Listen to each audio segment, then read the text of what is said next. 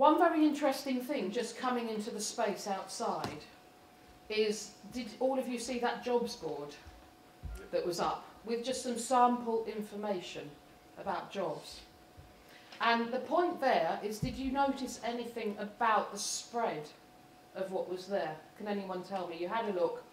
Did you notice anything about the range of opportunities that was up and pinned to the board? Mainly design. Quite a lot of design jobs, yes. What sorts of organisations did you notice? No. No? Anyone notice anything else? Did anything else sort of jump up about the nature of the opportunities for people in your areas?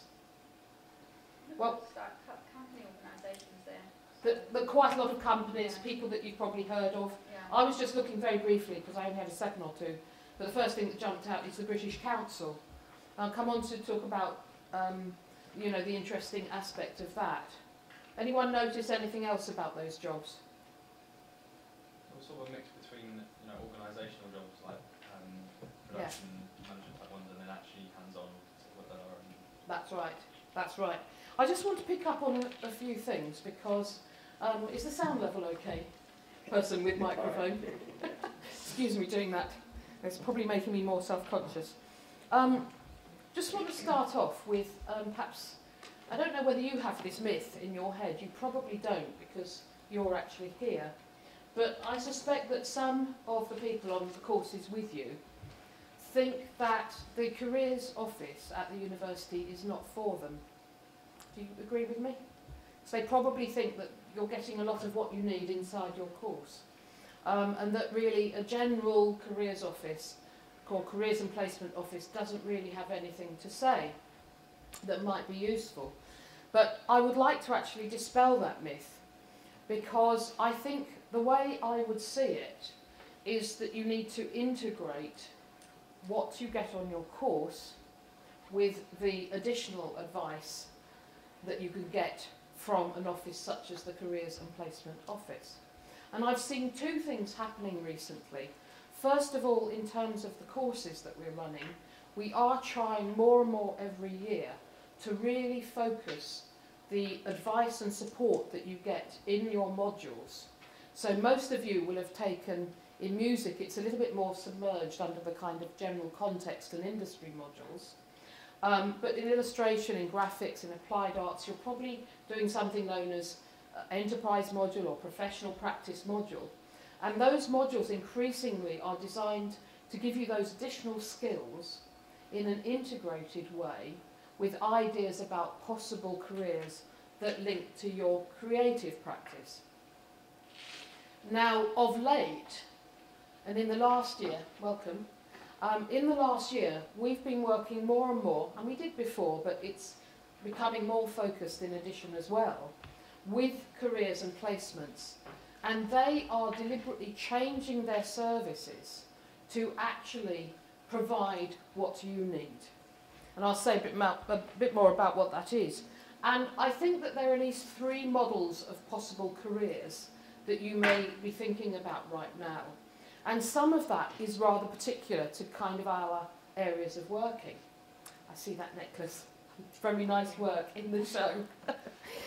So, if we take sort of 2 or 3 models of the way that you might be thinking about working, the first of those might be that you're going to set your own business up. And what would that involve? What would it involve? You know, tomorrow you're going to start setting your own business up, or perhaps you've already done it. So very, very quickly, what are the things you're going to have to do if you're going to set up your own business? Try and get funding. Try and get some funding. Well, you might do that anyway, mightn't you? But yes. What's another quick thing? Advertising it. Yes. Anything else? Or really obvious common sense stuff. Setting yourself up. Setting it up, and what would that involve? Well, you've got to find premises, look at the Yes. costs, Yes. and what Yes. materials, resources, Well, what are you going to do? Yes. It's all coming. Yeah. Business plan. I mean, a lot of that, yes, is making real things that you've already been talking about. Also having a name, having an identity, and nobody's mentioned actually having possibly clients and a market and thinking about who actually wants your services. Incidentally, one of the biggest changes between being a student and then being someone actually trying to earn a living from your work is actually thinking about what other people want from you. not simply just what you want to do. And I would really get you to write that down, and you almost need to step outside yourself and say, I'm a customer, I'm a client, I'm somebody who might want this, what am I actually looking for? And then step back in and say, right, I need to sort of design my promotional material or the way I speak or the way I organise myself to actually address those different sets of people. The second way you might be thinking of working is freelance. What's freelance mean? I mean, what would it feel like, do you think? If you were setting yourself up as freelance tomorrow, or you probably have already, what things do you need to quickly do? Space. Yes, space if you need space. You might not if you're computer-based. If you're graphic designer, you might be able to do everything in your mum and dad's garage or something. Okay, so you might need space, but if you're freelance... You register yourself as a freelance? Register yourself, think about tax and all of that sort of thing. Some of it's very similar to business startup. But again with freelance, what are you thinking about to do with who will buy your services? Well, Hello. You need to be networking, because if you don't Yeah. have any, your customers, they don't come to you, you have to go That's to them. right. And with freelance, you're likely to be working through intermediaries. And this is a great time for intermediaries. Do you know about made.com, for example? And some of the new websites that are growing up to sell unique art or design. There are loads of these groups, so you need to get Googling and find these intermediaries. In graphic design and illustration, there are now more and more agents that will sell editions of photographs, editions of illustration, and so on. So find your intermediaries, because if you're freelance, you're likely to be working with a small number of clients, and they may be selling your work on to other people. I'm not so sure in the applied arts right now, but there's probably people starting to buy up 10 people's work and then sell it to 25 shops, you know. So they're people that are intermediaries. And the last way I would pick of working is that you go and work for a company. So at a recent event we had Dan Grover. He's working for a company called Crystal. They're a big Chinese company. They just started up here, and he's doing all the visualisation for, he came from animation, visualisation for the Olympic Park. And he's got a full-time job with one company. Now, so those are 2 or 3 different ways of working, but the likelihood is that for most of you, particularly for the next 2 to 3 years, that you'll be combining elements of these different things. And so if you were, say, doing a mixture of freelance and working, say, half-time for a larger company, what would the issues be, do you think? New people have come in. Yes, time management, yes. Managing all of that and making sure it's all done on time. What about the group that have just come in? If you were managing freelance and, say, employed, maybe you'd be teaching for half the week. What are the issues going to be for you? I need to watch the timing. Well, I can tell you what one is that I'm aware of. Quite a lot of people get bits of teaching. In fact, we're often supporting young graduates as teaching staff, but they're probably only doing small amounts. Or somebody might get a job, but maybe it's not a job that you love, but it's putting bread on the table. And that may be the reality for the next few years. And one of the difficulties is actually about headspace for your creative practice. Because if you're doing a very bog standard job, you then need to make sure that you've got somewhere you can go to keep yourself creatively stimulated. And I know that because I've talked to a lot of people who find that as an issue.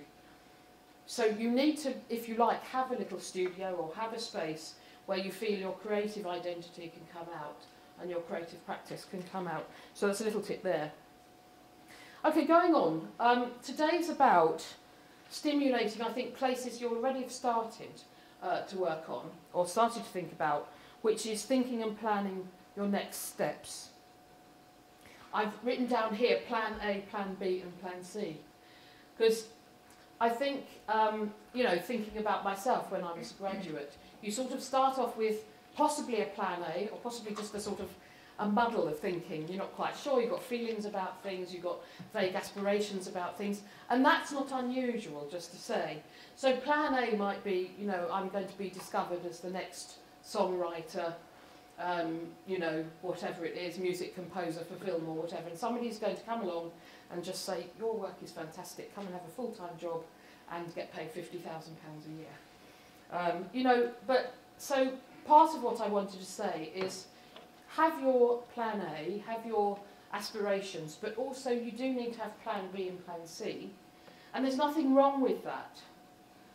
And part of what you need to do is stay motivated as you go through some of the disappointments. But there will be good things as well. And it was interesting, we had a panel of 3 people. You guys should have come to the careers, the big careers fair. There were 3 people, including an R&D guy from Universal, talking about the music business. And what they emphasised, there were 1 or 2 interesting things. One was, you may actually occasionally have to take unpaid work to get yourself moving forward. And you'll have to make that decision for yourselves. But the other thing they emphasised was sometimes you have to go a bit off the beaten track to get to your final goal. So you might have to do, I don't know, I'm looking at so many applied artists. I met a young graduate recently who's just went to quite an expensive boutique in Kensington, and they wanted her to do quite a lot of embroidery onto garments. And actually she was very pleased. It's not necessarily her end goal. People going into corporate video making who really want to be making their own films.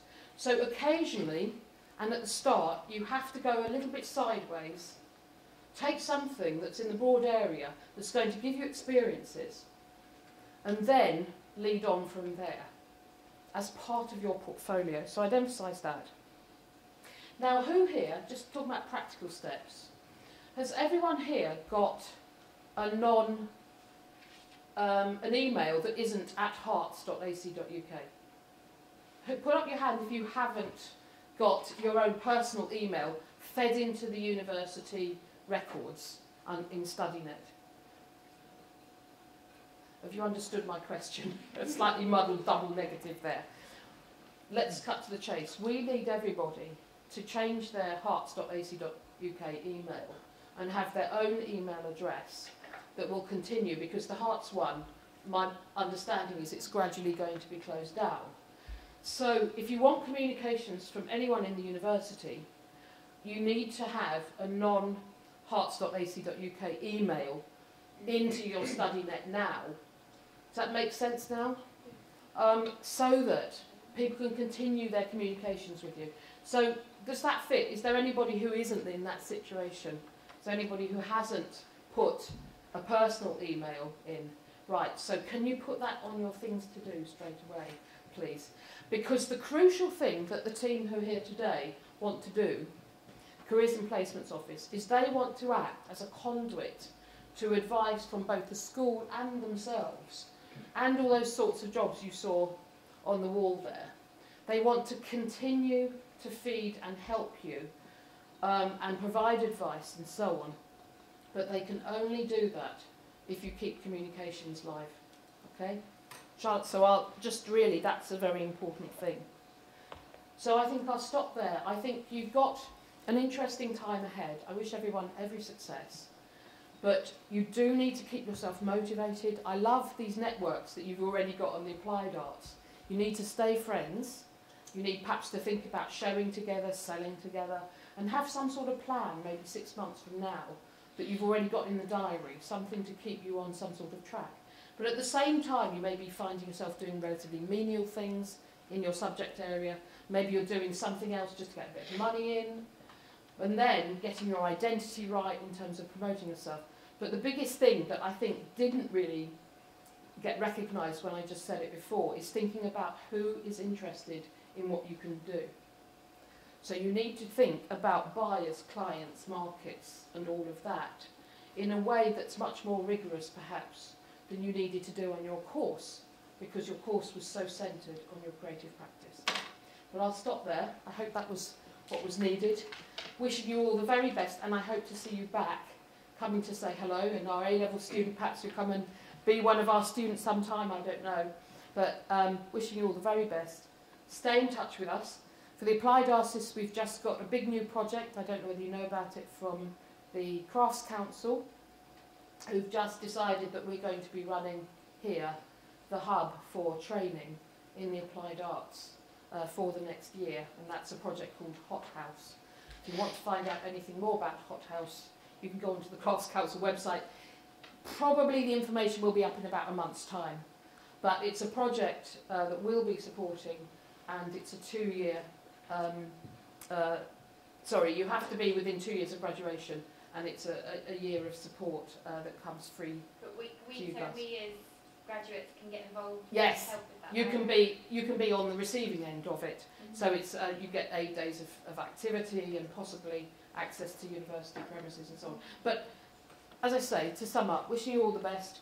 Keep yourself motivated by staying in contact with your friends from the course, by building your networks, social and professional networks, and giving yourself some next step goals, but being aware that constantly you'll be reworking them as things develop for you. So I hope that you'll have a really enjoyable afternoon.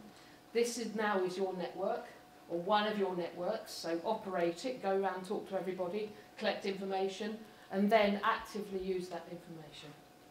So nice to see everybody, and wishing you all the best. Okay? Bye-bye from me. I'm going to rush off to do something else, but stay around. Thank you.